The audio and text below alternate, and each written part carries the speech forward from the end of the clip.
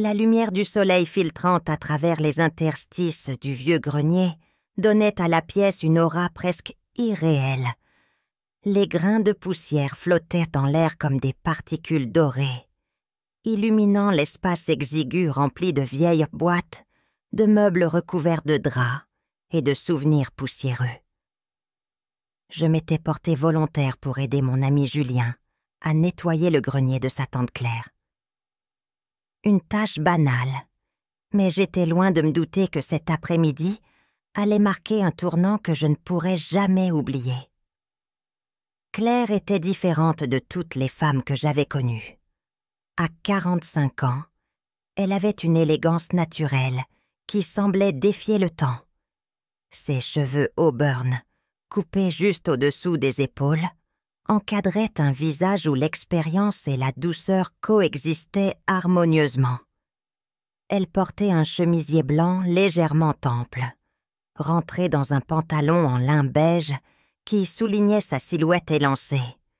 Chaque geste, chaque sourire semblait calculé sans effort, comme si elle était née pour captiver l'attention. Dès que nous étions arrivés chez elle, elle m'avait accueilli avec cette chaleur qui lui était propre. Ses yeux verts pétillants m'avaient fixé un instant de plus que nécessaire, et j'avais senti un frisson courir le long de ma colonne vertébrale. Mais ce n'était probablement rien, me disais-je. Juste son charme naturel. Julien et moi avions passé les premières heures à trier des boîtes sous les instructions de Claire, qui allait et venait entre le grenier et le rez-de-chaussée. Elle semblait à la fois amusée et fascinée par notre maladresse face aux toiles d'araignée et aux objets couverts de poussière. Parfois, je la surprenais à m'observer depuis le coin de la pièce, un sourire discret flottant sur ses lèvres. Elle détournait les yeux dès que je m'en rendais compte, mais ces instants furtifs ne faisaient qu'amplifier une tension que je ne pouvais ignorer. Vers la fin de l'après-midi, Julien avait été appelé en urgence pour aider son père avec une course. Il s'était excusé rapidement et avait promis de revenir bientôt, me laissant seule avec Claire dans ce grenier désormais silencieux. L'air semblait plus épais sans sa présence, et chaque bruit, le craquement du bois sous nos pas, le bruissement de nos vêtements, paraissait amplifié. « Ça ne te dérange pas de continuer un peu sans lui, Max ?» demanda Claire, un léger sourire dans la voix. Je secouai la tête. Non, pas du tout. Elle m'adressa un regard plein de gratitude et reprit son tri, s'accroupissant près d'une boîte ouverte. J'essayais de me concentrer sur ma propre tâche, mais il m'était impossible de détourner les yeux d'elle. Ses mouvements étaient fluides, presque hypnotiques, et l'espace confiné semblait rétrécir davantage chaque fois qu'elle se déplaçait. À un moment donné, elle se redressa et essuya son front du revers de sa main.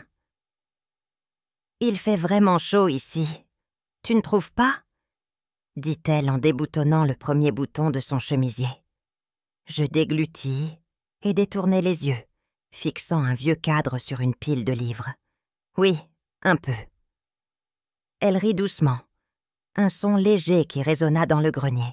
« Tu es si sérieux, Max. » « Relax, ce n'est qu'un grenier. » Je tentais un sourire maladroit, mais mon esprit était trop occupé par la sensation étrange qui planait dans l'air. Elle s'approcha, une boîte dans les mains, et la posa près de moi. Nos épaules se frôlèrent brièvement, et ce simple contact envoya une décharge électrique à travers mon corps. « Regarde-moi ça, » dit-elle, sortant d'un vieil album photo de la boîte. Elle s'assit sur le sol, tapotant la place à côté d'elle pour que je la rejoigne. Je m'assis, essayant de garder une distance respectable, mais l'espace exigu ne me laissait pas beaucoup de marge. Elle ouvrit l'album, et l'odeur du papier jauni par le temps emplit l'air. Ses doigts fins tournèrent les pages avec délicatesse, révélant des photos en noir et blanc, des souvenirs d'une époque révolue. Tu étais un ami précieux pour Julien, dit-elle après un moment, son ton devenant plus doux, presque introspectif. Il n'arrête pas de parler de toi. Je souris, embarrassée. C'est un bon gars. Elle tourna une page, mais son regard resta fixé sur moi, une lueur indéchiffrable dans ses yeux. Et toi, Max? On parle toujours de Julien. Mais toi, qui es-tu vraiment? Sa question me prit au dépourvu. Je n'étais pas sûre de ce qu'elle voulait dire, mais l'intensité de son regard me faisait perdre mes mots. Je ne sais pas, balbutiai-je finalement. Elle sourit, mais ce n'était pas un sourire moqueur. C'était un sourire qui semblait percer à travers mes défenses, comme si elle voyait quelque chose que je ne pouvais pas cacher. Elle tendit la main pour effleurer mon bras, un geste presque imperceptible, mais qui me fit frissonner. « Tu es intéressant, Max, » dit-elle doucement. « Plus que tu ne le penses. » Je ne savais pas quoi répondre. L'air était devenu plus lourd, et je pouvais sentir mon cœur battre à tout rompre dans ma poitrine. Ses doigts glissèrent légèrement sur mon avant-bras, avant qu'elle ne se lève brusquement, brisant le moment. « Je vais chercher quelque chose à boire, » dit-elle, sa voix redevenue légère. « Ne bouge pas, d'accord ?» J'acquiesçai, incapable de dire quoi que ce soit. Elle disparut dans l'escalier, me laissant seule avec mes pensées tumultueuses et le poids de ce qui venait de se passer. Quelques minutes passèrent, mais chaque seconde semblait s'étirer, comme si le grenier lui-même retenait son souffle. Le silence autour de moi était presque oppressant. Mes pensées tourbillonnaient, cherchant à comprendre ce qui se passait réellement entre Claire et moi. Était-ce mon imagination? Peut-être qu'elle n'avait fait que plaisanter, et que je m'étais trompée sur l'intensité de ces moments. Pourtant, son regard, ses gestes, tout semblait trop chargé pour être simplement innocent. Le grincement des marches interrompit mes pensées. Claire revenait, un plateau en main avec 2 verres de jus d'orange et une carafe d'eau. Ses mouvements étaient lents et précis, comme si elle savourait chaque seconde. En arrivant près de moi, elle posa le plateau sur une vieille malle en bois, puis s'assit à nouveau, cette fois beaucoup plus proche que précédemment. « Voilà de quoi nous rafraîchir », dit-elle avec un sourire. Elle tendit un verre vers moi, et lorsque nos doigts se frôlèrent, je ressentis cette même décharge électrique qui me paralysa un instant. Je pris une gorgée pour m'occuper les mains, mais l'atmosphère était si dense que chaque petit bruit semblait résonner dans le grenier. Claire posa son verre, croisa les jambes et s'appuya légèrement en arrière, son regard posé sur moi. Il y avait quelque chose dans ses yeux, une sorte de jeu silencieux, qui me troublait profondément. « Tu sembles tendu, Max, » dit-elle, inclinant légèrement la tête. « Est-ce que je te mets mal à l'aise ?» Je secouai la tête rapidement, trop rapidement. « Non, pas du tout. » Elle sourit, un sourire presque imperceptible, mais lourd de sens. « Alors pourquoi as-tu l'air si nerveux ?» Je ne savais pas quoi répondre. Mon esprit cherchait désespérément une échappatoire, mais il n'y en avait aucune. La proximité, l'intimité du moment, tout conspirait contre moi. Je ne suis pas nerveux, c'est juste, il fait chaud ici, balbutiai-je finalement.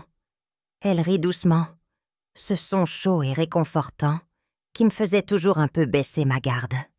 « Oui, il fait chaud, » murmura-t-elle, déboutonnant un autre bouton de son chemisier, dévoilant un peu plus de peau. « Mais ce n'est pas la chaleur qui te met dans cet tas, n'est-ce pas ?» Mes joues s'enflammèrent, et je détournai rapidement les yeux, fixant le sol comme si je pouvais m'y enfoncer pour échapper à cette situation. Mais Claire ne bougea pas. Elle resta là me regardant, attendant que je réagisse. Son assurance était désarmante, et je me sentais complètement dépassée.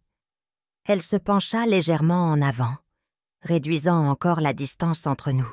« Max, regarde-moi » dit-elle doucement. Sa voix n'était pas un ordre, mais une invitation que je ne pouvais pas refuser.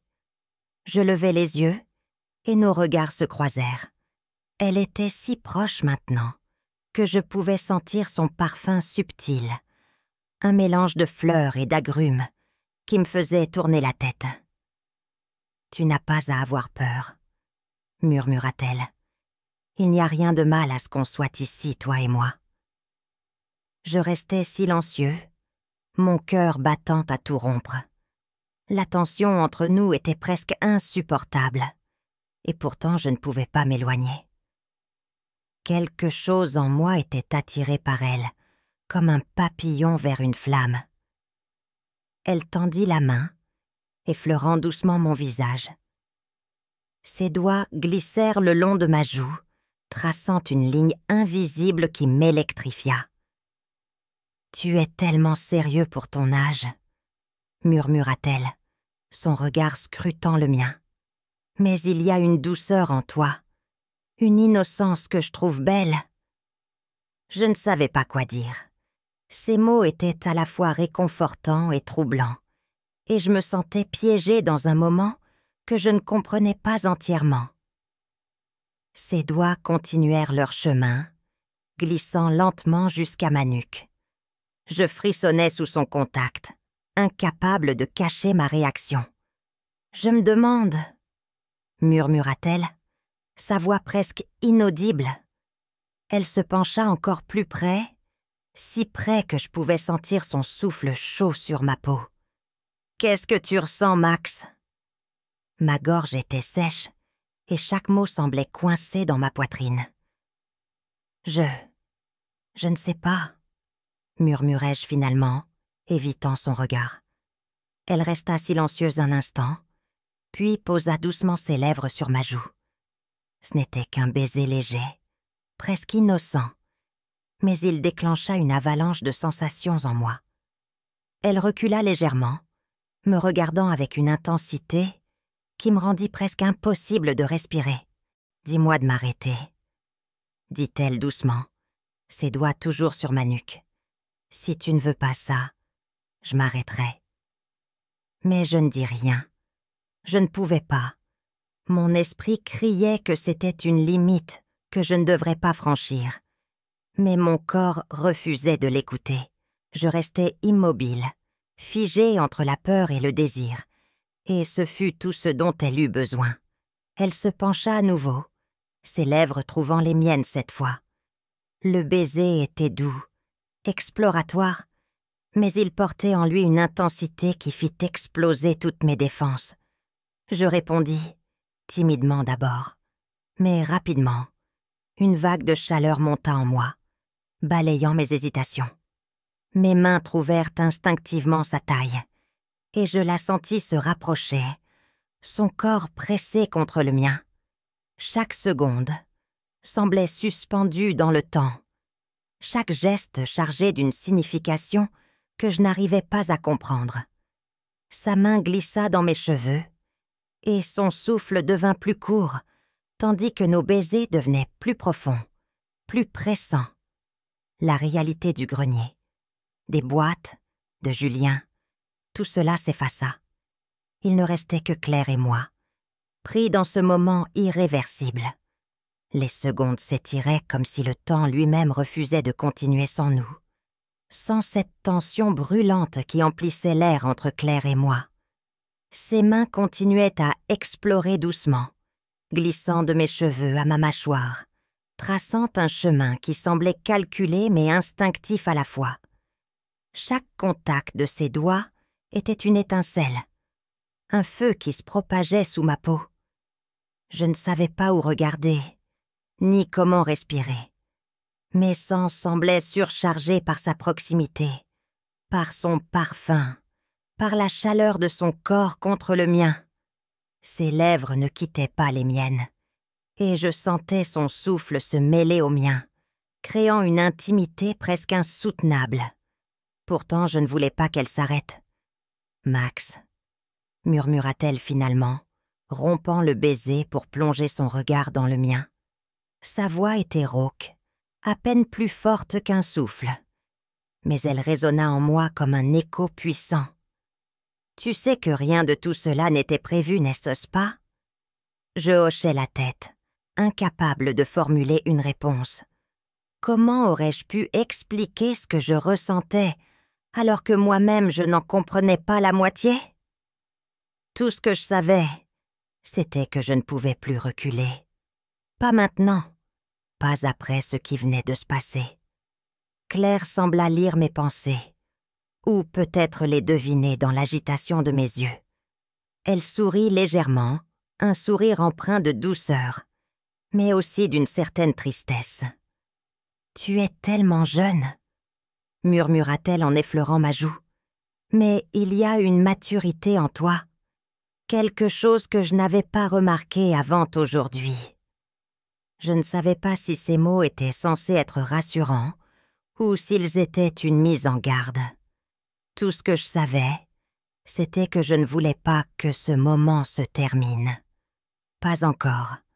Ses mains trouvèrent à ma poitrine, se posant légèrement, comme pour ancrer l'instant. Elle inspira profondément, comme si elle pesait ses prochaines paroles. « Max, si tu veux qu'on arrête, dis-le maintenant, parce qu'après, il n'y aura plus de retour en arrière. » Je ne pouvais toujours pas parler. Mes pensées étaient un chaos, un tourbillon de désirs, de peur et de quelque chose d'autre que je ne pouvais pas nommer. Mais malgré tout cela, je savais une chose avec certitude. Je ne voulais pas qu'elle s'arrête.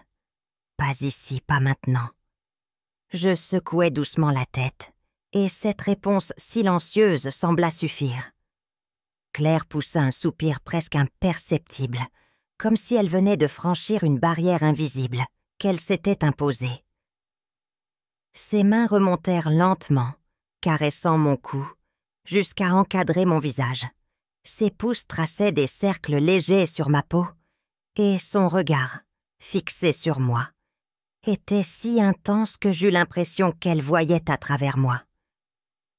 Puis elle m'embrassa à nouveau, et cette fois, il n'y avait plus d'hésitation. Son baiser était plus profond, plus urgent, comme si elle avait attendu ce moment bien plus longtemps que je ne pouvais l'imaginer. Mes bras l'entourèrent instinctivement, attirant son corps contre le mien, et je sentis la chaleur de sa peau à travers le tissu fin de son chemisier. Le grenier semblait disparaître autour de nous, ses ombres et ses objets poussiéreux s'effaçant dans le flou de notre proximité. Les battements de mon cœur résonnèrent dans mes oreilles, et chaque sensation, chaque effleurement, chaque soupir semblait amplifier cette énergie indescriptible qui circulait entre nous.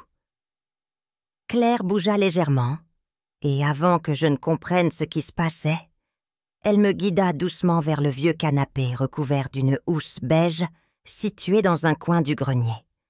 Elle s'y assit d'abord, puis me tira doucement vers elle, m'invitant à m'asseoir à ses côtés.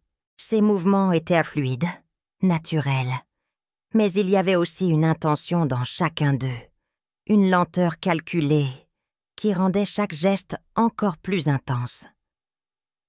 Elle prit une de mes mains dans les siennes, la posant doucement sur son genou. Sa peau était chaude sous mes doigts, et je sentis un frisson me traverser tandis qu'elle faisait glisser ma main plus haut, traçant un chemin lent et hésitant. Elle me regardait toujours, ses yeux scrutant les miens, comme si elle cherchait une quelconque réticence. Mais il n'y en avait pas à cet instant. « Max », murmura-t-elle, et ce simple mot portait une charge émotionnelle qui me fit frissonner. « Je veux que tu sois sûr. »« Je le suis », répondis-je enfin, ma voix à peine plus forte qu'un murmure. Et c'était vrai. Aussi confus que je sois, aussi irréel que tout cela puisse sembler, Je savais que je ne voulais pas que cela s'arrête. Elle sourit légèrement et cette fois, c'était un sourire dénué de tristesse. Un sourire qui semblait dire qu'elle avait attendu ces mots, qu'elle avait espéré entendre cette certitude. Ses mains trouvèrent à nouveau mon visage, et elle m'attira doucement vers elle, ses lèvres retrouvant les miennes dans un baiser qui semblait durer une éternité. Je ne savais pas combien de temps nous restâmes là, enlacés sur ce vieux canapé, perdus dans un moment qui défiait toute logique. Chaque geste, chaque contact, chaque regard renforçait cette connexion inexplicable qui s'était formée entre nous. Et bien que je sache, au fond de moi, que nous franchissions une ligne dont nous ne pourrions jamais revenir, je ne regrettais rien. Le grenier semblait s'être refermé sur nous, comme si le reste du monde n'existait plus. Les ombres dansaient sur les murs, projetées par le faible éclat du soleil filtrant à travers les vieilles planches du toit. Claire et moi étions enlacés sur le canapé, et chaque mouvement, chaque souffle nous rapprochait un peu plus, effaçant ce qu'il restait de nos inhibitions. Ses mains exploraient lentement, traçant des lignes imaginaires sur ma peau. Ses gestes empreints d'une tendresse qui me paralysait et m'enflammait à la fois. Ses doigts s'attardaient sur mon visage, glissant sur ma mâchoire, avant de descendre le long de mon cou. Elle s'arrêta un instant, ses yeux se perdant dans les miens, comme si elle cherchait à ancrer ce moment dans ma mémoire. « Max !» murmura-t-elle, sa voix à peine plus qu'un souffle.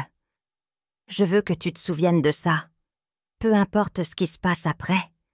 Souviens-toi de ce moment. » Je hochai la tête, incapable de trouver les mots pour répondre. Il y avait tant de choses que je voulais dire, mais tout semblait insignifiant face à l'intensité de ce que je ressentais. Elle sourit doucement, et ce sourire avait quelque chose de fragile, comme si elle savait que nous franchissions une limite qu'elle-même n'avait jamais osé approcher. Ses lèvres retrouvèrent les miennes, et cette fois, le baiser était différent, plus profond, plus chargé d'une émotion brute qui me laissa à bout de souffle. Mes mains trouvèrent leur chemin jusqu'à sa taille, et je la sentis frissonner sous mon contact, comme si chaque geste, aussi minime soit-il, avait un écho puissant en elle. Son chemisier, légèrement déboutonné, dévoilait une peau pâle et douce, et je ne pus m'empêcher d'effleurer du bout des doigts cette peau qui semblait presque irréelle. Claire ferma les yeux à mon contact, son souffle s'accélérant légèrement. Mais elle ne bougea pas. Elle semblait absorbée par l'instant, tout comme moi. « Tu es incroyable !» murmura-t-elle, presque pour elle-même, ses doigts glissant le long de ma joue. Je rougis, embarrassée par ces mots. Mais elle ne me laissa pas le temps de répondre. Ses mains continuèrent leur exploration, traçant des chemins invisibles sur mes bras, ma poitrine. Chaque geste, chaque caresse semblait fait pour me rassurer, pour m'inviter à lui faire confiance, et je me laissais emporter sans résister. La chaleur entre nous devenait presque insoutenable. Je pouvais sentir la tension dans ses mouvements, la façon dont elle se retenait malgré l'intensité du moment. Elle s'arrêta un instant, ses mains se posant sur mes épaules, et elle plongea son regard dans le mien. « Dis-moi si c'est trop, » dit-elle doucement. « Dis-moi si tu veux qu'on s'arrête. » Je secouai la tête, mes mains trouvant instinctivement les siennes. « Non, je veux continuer. » Ces mots, bien que simples, semblèrent briser une dernière barrière en elle. Elle inspira profondément, et je sentis ses doigts se refermer légèrement sur les miens. Ses lèvres retrouvèrent les miennes, et cette fois, il n'y avait plus de retenue. Le baiser était plus pressant, plus désespéré, comme si elle cherchait à combler tout le vide qui avait pu exister entre nous avant cet instant. Claire se rapprocha encore, son corps se pressant contre le mien, et je pouvais sentir chaque battement de son cœur, chaque souffle qu'elle prenait. Mes mains glissèrent sur sa taille, découvrant la douceur de sa peau, et je la sentis frémir sous mes doigts. Elle murmura quelque chose, mais ses mots se perdirent dans nos baisers, et je ne cherchais pas à les comprendre. Tout ce qui importait, c'était elle, nous, ici, maintenant. Le grenier, avec ses boîtes poussiéreuses et son air lourd, semblait s'effacer autour de nous. Chaque mouvement, chaque murmure, chaque soupir nous rapprochait davantage, nous enveloppant dans une bulle où le temps n'avait plus de prise. Claire guida doucement mes mains, ses gestes toujours empreints de cette douceur infinie, et je me laissais faire, absorbée par l'intensité du moment. « Tu es tellement doux !» murmura-t-elle, ses lèvres effleurant mon oreille. « Je savais que tu serais comme ça. » Ces mots me firent frissonner, et je sentis une vague de chaleur monter en moi, mêlée de désir et d'un profond respect pour elle. Ses doigts glissèrent le long de mes bras, trouvant leur chemin jusqu'à mes mains, qu'elle serra doucement.